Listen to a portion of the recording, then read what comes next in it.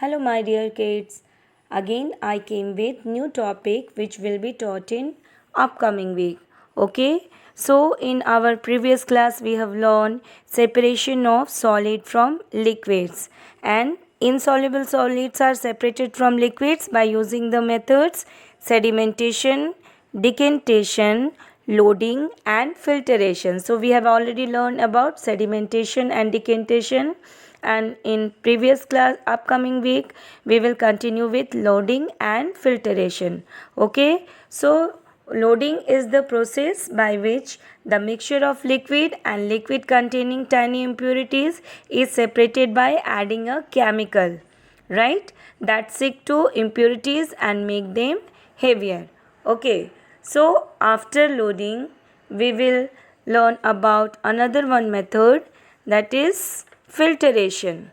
Okay, so the process of separating insoluble substances from a liquid is called filtration. You have to memorize that thing.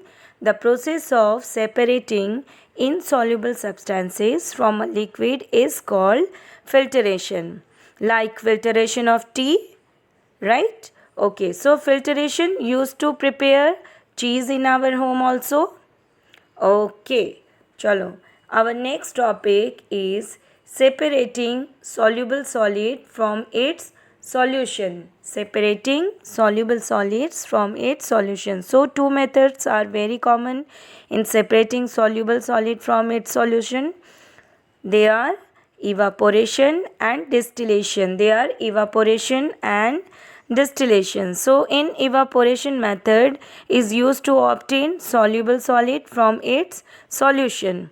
Okay, so the process of evaporation may be used to separate dissolved material from the solvent, right? So the most common example of obtaining salt from seawater.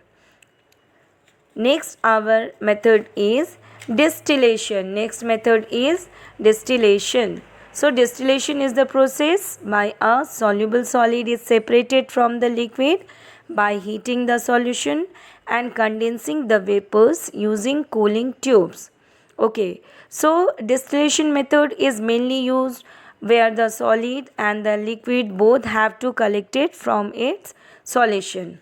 Okay, now in our upcoming week we will do another one topic, that is separating liquids from liquids. Okay, separating liquids from liquids. So some liquids are soluble in water while some are not soluble in water. So those liquids which are soluble in water are known as miscible liquids, and those which are not soluble in water are known as immiscible liquids. Okay, so for example, if oil float on water and it is lighter than water, so oil can be separated from water by decanting water into another container with the help of a separating funnel. Okay, so next our topic is solubility and solution. Next our topic one is solubility and solution.